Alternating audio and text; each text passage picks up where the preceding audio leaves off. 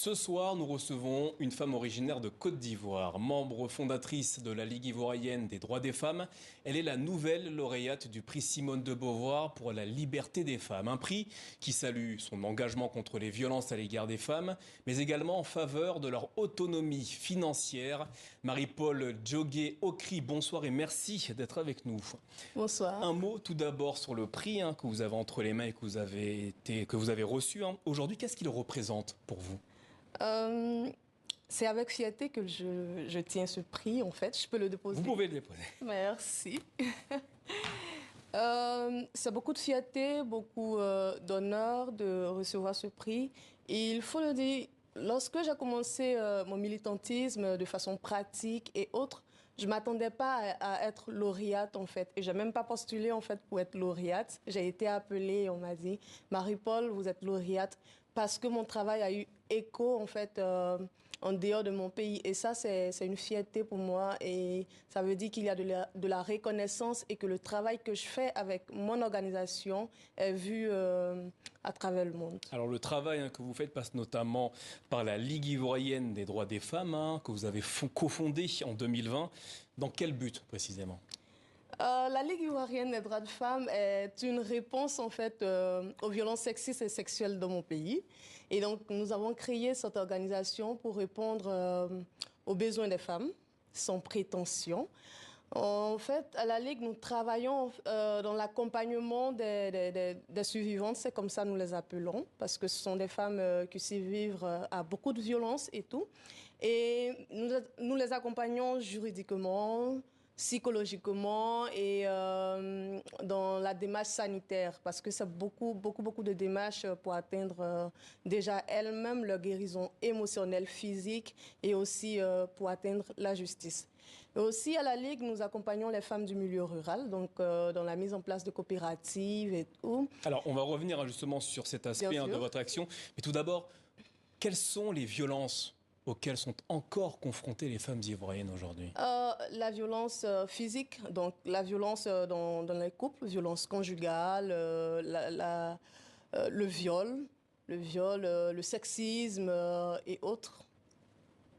La lutte contre les violences et les agressions sexuelles font partie de vos combats, vous venez de le signaler.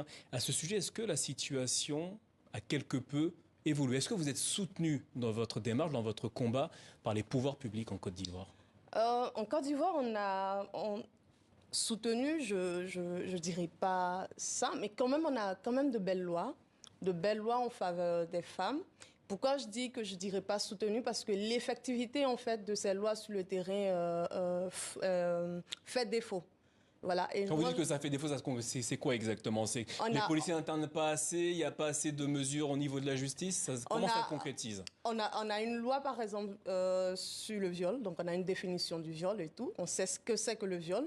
Et quand on arrive à la police, il y a un mauvais accueil au niveau des femmes. Quand vous dites mauvais accueil, c'est-à-dire qu'on ne les croit pas quand elles disent qu'elles ont été agressées? C'est un peu ça. Mais déjà, en fait, lorsqu'elles arrivent, ce sont des personnes, en fait, qui ont été éduquées dans une culture patriarcale, qui sont aussi à la police, en fait. Et donc, quand ces personnes reçoivent les femmes qui sont victimes de viol et tout, ils nous répètent, en fait, tout ce qu'on on entend, en fait, dans la société.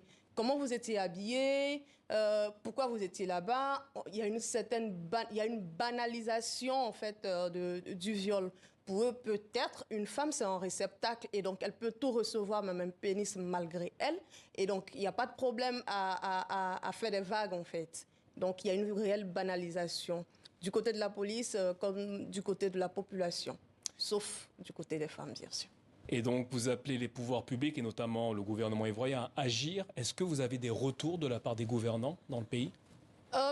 Avec les lois, c'est déjà un retour, je me dis. Est-ce que c'est suffisant? Non, ce n'est pas suffisant. Il faut une effectivité. Donc là, ici, par exemple, si on m'écoute, il faut une effectivité sur le terrain. Il faut, en fait, former les policiers. Je pense que ça, c'est une réponse. Il y a un changement de mentalité à avoir. Effectivement, un changement de mentalité et autres. Je pense que ça commence à prendre de l'effet parce que dernièrement, il y a un mois de cela, j'ai remarqué que quand j'appelle la police, par exemple, pour leur signifier en cas de violence conjugale et tout, il y a une prise en charge qui se met en place.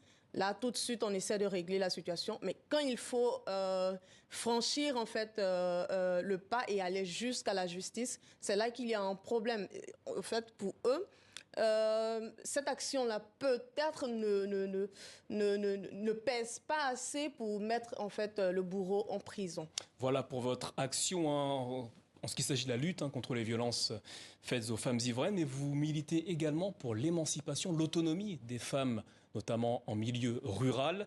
Vous estimez quelles sont les grandes oubliées de la Côte d'Ivoire? Pour quelle raison? Déjà, je ne milite pas pour l'autonomie des femmes. Ces femmes-là, elles sont déjà Vous les autonomes. accompagnez pour davantage d'autonomie? Effectivement, elles sont vraiment autonomes parce que lorsqu'on emploie le mot autonomie, moi, je suis un peu dérangée parce que ce pas des femmes qui sont là à ne pas se bouger, mais elles sont dans un cadre qui a été créé malheureusement par le politique, par des mécanismes pour être tenues en fait dans la pauvreté, dans la précarité.